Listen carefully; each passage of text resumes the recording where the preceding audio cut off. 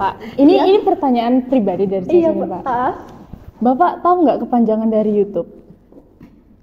Apa, Cah? YouTube Be Mine. Oh my God. Lihat kita bertaburan bunga-bunga, kupu-kupu saling.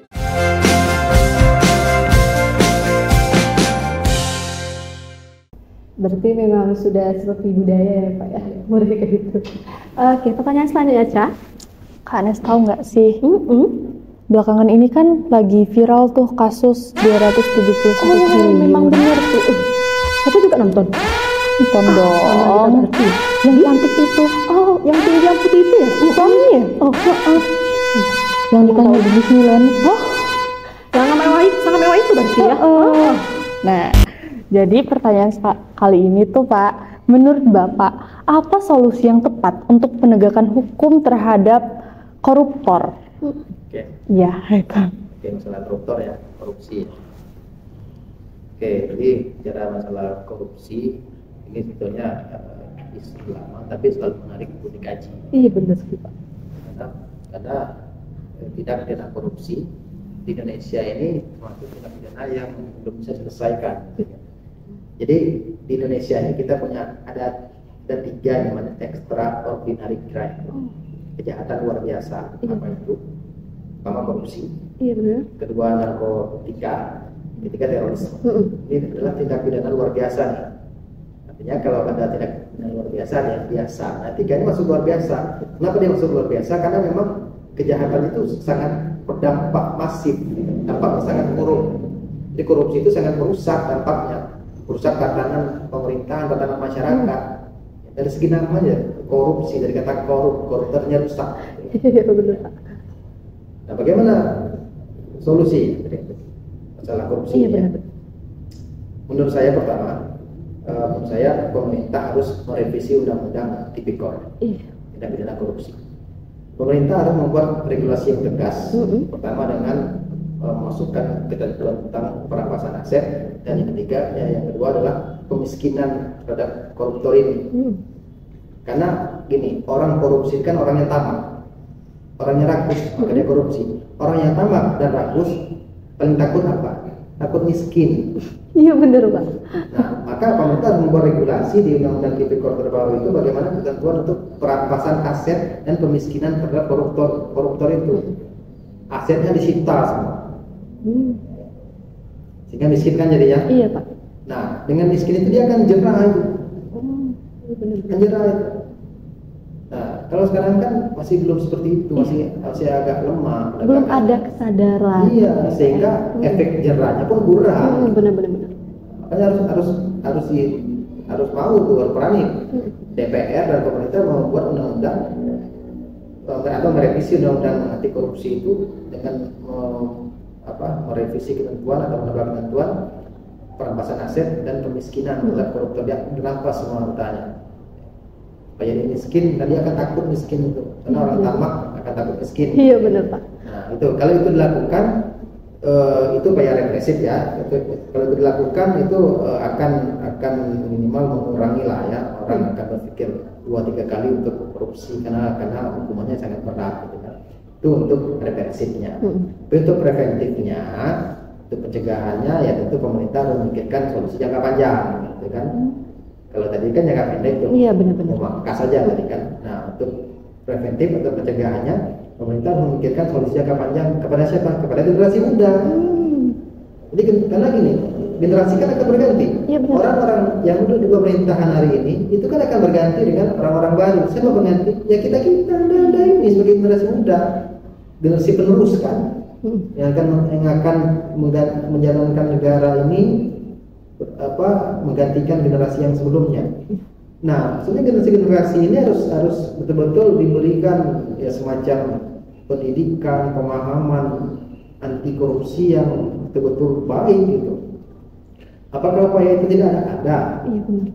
Pendidikan anti korupsi itu ada, gitu kan? Kita aja di kampusnya ada juga kan? Saya disuruh bilang ajar itu juga kan? Iya benar. Di sekolah pun ada juga. Gitu kan?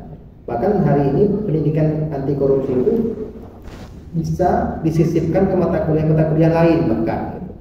Nah, jadi supaya itu juga disinggung gitu kan, masalah bagaimana memberikan pemahaman bahwa korupsi itu salah, buruk dan sebagainya. Gitu. Pendidikan moral, maka pendidikan Pancasila itu sebenarnya bagus, konsepnya bagus gitu, supaya menumbuhkan ini rasa nasionalisme bagi diri generasi muda itu. Nasionalisme itu kan rasa cinta tanah air. Iya benar. Supaya kalau dia sudah punya rasa cinta tanah air, ya dia akan menjaga kan negara ini. Kan logika kan gitu, kalau kita mencintai seseorang kita akan menjaga. Gitu, Iya kan? benar. Nah kalau generasi muda mencintai negaranya, dia akan menjaga negara tidak merusak dengan korupsi. Iya benar. Kan gitu. Nah ini juga perlu pendidikan agama, gitu kan? Karena salah satu penyebab orang korupsi juga keimanannya yang lemah, gitu kan? Dia melihat ada peluang korupsi, ya sikat aja karena merasa gak ada yang tahu gitu kan. Padahal kalau dia agamanya bagus kan dia akan berpikir kan Tuhan melihat gitu kan. Iya benar. Nah, kan gitu. Nah jadi artinya untuk menyelesaikan itu ya tidak cukup dengan satu cara gitu kan ya. Supaya sifatnya represif tadi dengan terkait undang-undang, preventifnya dengan ini pendidikan karakter Iya benar. dan plus juga perbaikan terhadap aparat penegak hukumnya. Benar. Karena gini, aturan itu tidak akan berjalan kalau tidak dijalankan. Iya benar. Siapa yang menjalankan? Aparat. Iya. Gitu. Nah, kalau aparatnya bagus, moralnya bagus, kemampuannya bagus, kan aturannya akan dijalankan dengan baik. Tapi kalau tidak itu tadi yang contoh jadi penyimpangan tadi Iya kan. benar sekali. Nah, maka pemerintah juga harus memikirkan bagaimana rekrutmen aparat penegak hukumnya juga harus baik, kepolisian rekrutmennya harus benar, termasuk yang lainnya juga, supaya memutus mata rantai korupsi itu. Ini masuk jaga korupsi, ya gimana dia nggak jadi korupsi lagi nanti kan untuk kembalikan uang tadi kan. Iya benar. Jadi itu perlu dipikirkan oleh pemerintah bagaimana memutus mata rantai korupsi itu. Nah, jadi dengan demikian perlahan-lahan ya mudah-mudahan ada progres dan perbaikan itu dalam pemberantasan korupsi di Indonesia. Oke. Jadi seperti itu Ca tentang kasus yang 271 triliun tuh Ca. Jadi kita sebagai generasi muda sejak sekarang itu diusahakan memang mengambil pengalaman dari yang sudah ada ya Pak ya. Pengalaman dari yang sudah ada bahwasanya korupsi itu bukannya merugikan negara atau lingkungan saja, tapi kita pribadi ya Pak ya, kita pribadi pun juga ikut dirugikan gitu. Oke Pak, tadi kan membahas tentang sedikit Pilpres tahun ini ya Pak ya, tahun ini itu ada pastinya ada beberapa orang yang menyebutkan bahwasannya itu dinasti kepolitikan. Nah, menurut Bapak, apakah itu ada sebuah indikator dalam suatu organisasi itu bahwasanya dinasti kekuasaan itu ada di dalamnya, gitu Pak? Bagaimana menurut Bapak melakukan upaya ini? Jadi kita bicara dinasti kekuasaan. Kalau itu namanya adalah politik dinasti. Iya.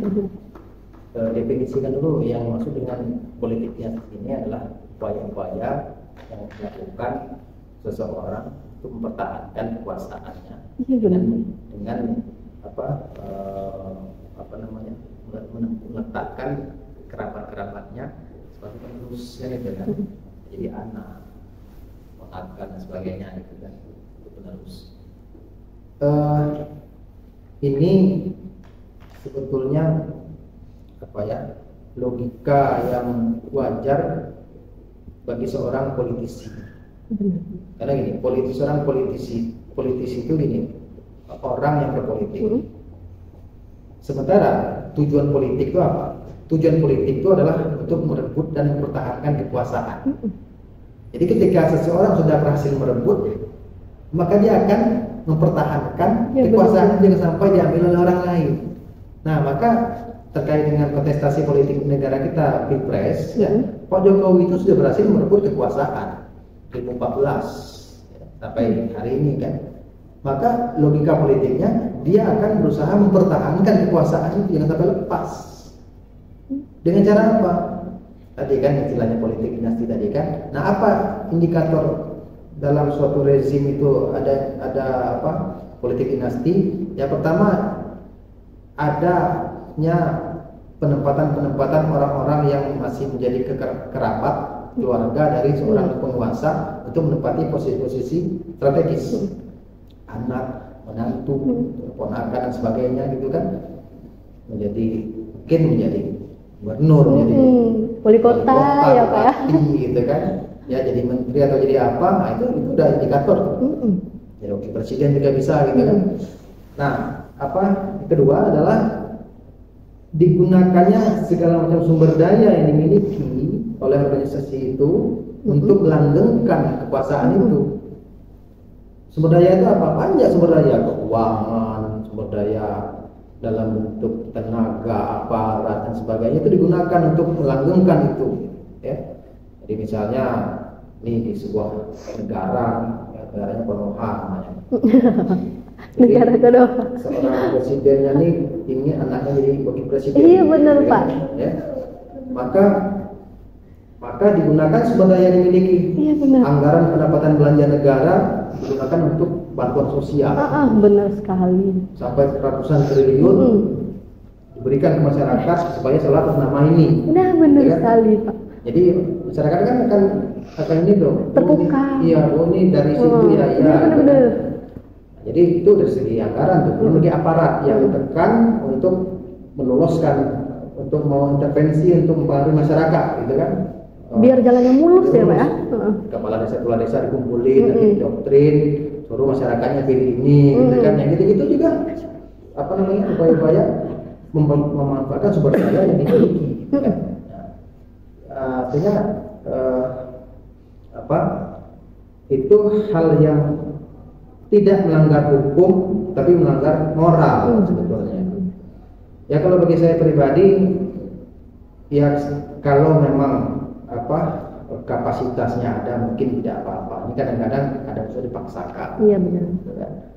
Sehingga supaya meloloskan begitu dengan memanfaatkan sumber daya yang dimiliki. Nah, jadi itulah kira-kira ya terkait dengan politik dinasti itu hal yang logika yang wajar sebetulnya, tapi tidak etis. Iya.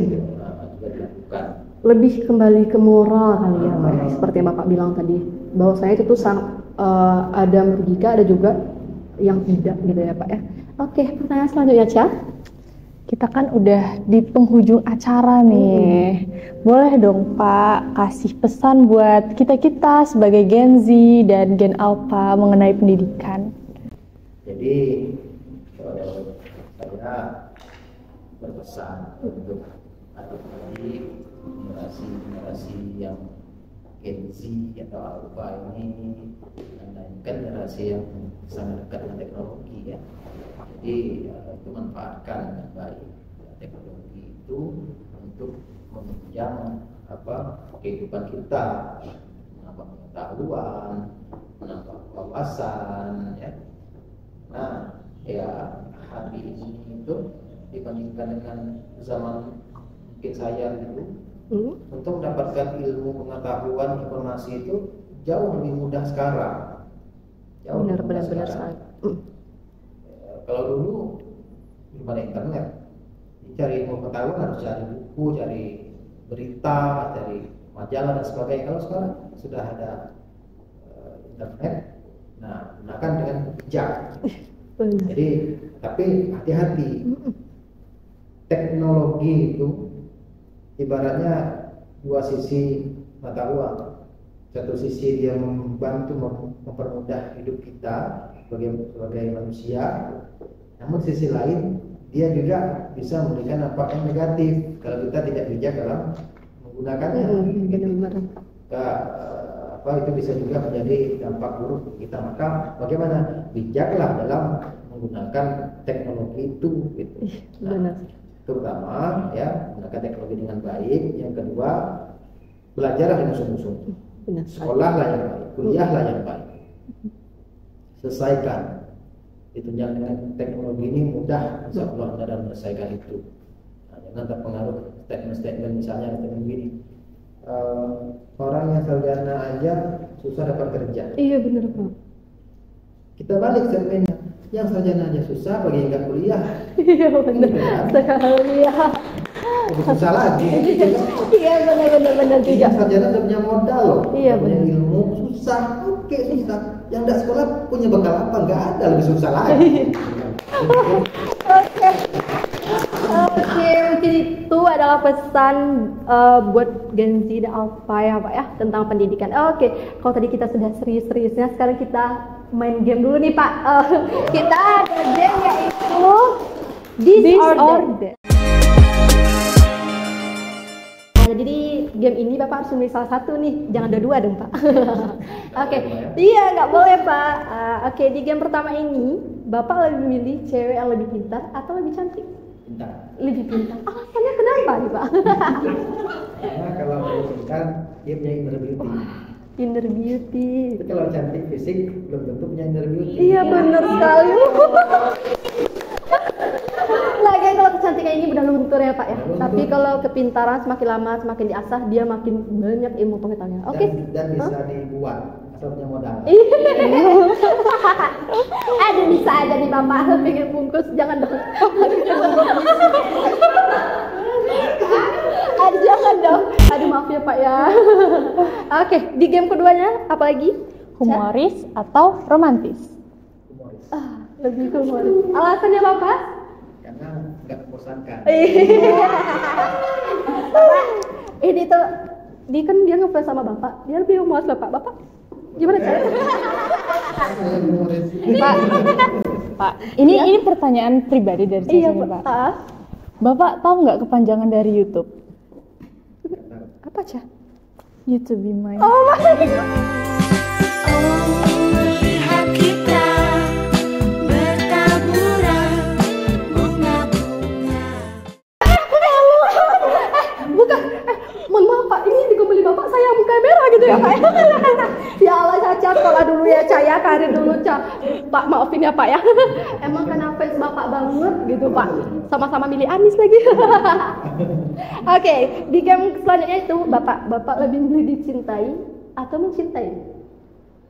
Mencintai. Mencintai. Sama itu tulus sekali Bapak ya Pak, sangat tulus sekali. Alasannya apa Pak? Karena kalau mencintai itu berarti kita betul-betul ke orang yang sesuai dengan yang kita inginkan. Benar Soal sekali. jadi atau tidaknya itu takdir. Iya benar-benar. Kalau jadi ya alhamdulillah, kalau tidak Ya syukurillah. Berarti memang di luar kendali kita ya Pak ya. Itu Kalau di kita luar kemampuan kita. iya, di luar Kalau kemampuan tidak. kita. Tapi kalau mencintai ya tulus saja gitu. Iya benar sekali itu. Kan kita bisa bahagia lihat kau bersama. Iya. Aduh, bahaya episode kali ini. Oke, Ca, game selanjutnya. Bapak lebih pilih lebih muda atau lebih tua? Udah. Iya. Aduh. Emang ada alasan tersendiri milih lebih muda Tapi gitu, Pak? ini mudanya apa nih? Kelapa muda. Enggak dong. Lebih milih cewek muda gitu, Pak. Muda lebih cantik dong. Muda lebih cantik. Lebih cantik dan lebih bisa ngurus diri mungkin kali ya, Pak ya. Karena masih umurnya. Usia pakaian lebih panjang. Iya.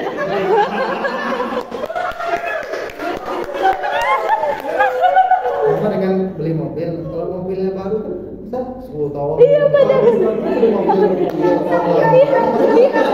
Bisa.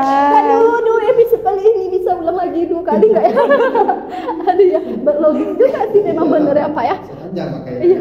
Oke, oke Cak, yang terakhir Cak. Duh, lama-lama nggak bisa.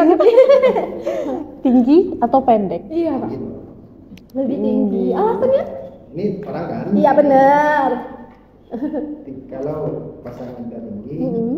ya itu kan juga akan mengaruhi keturunan. Ya, keturunan juga akan ikut gen tinggi juga, kan?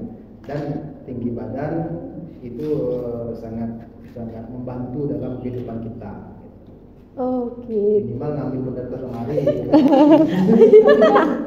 Oke, itu game terakhir ya Pak ya. Saya ucapkan saya sebagai host dan Caca juga saya ucapkan terima kasih sekali kepada Bapak yang sudah memberikan dan mengimplementasikan ilmu yang selama ini Bapak dapatkan gitu ya Pak ya. Terima kasih juga sudah menyempatkan diri untuk hadir di podcast ini gitu ya Pak ya. Nanti podcast kita ini bakal viral gitu Pak.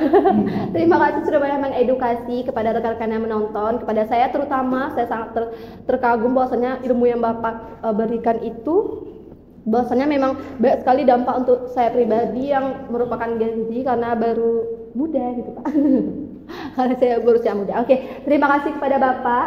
Saya ucapkan terima kasih kepada Caca sebagai call saya. Terima kasih. Oke, jangan lupa saksikan di episode kita selanjutnya. Bye bye.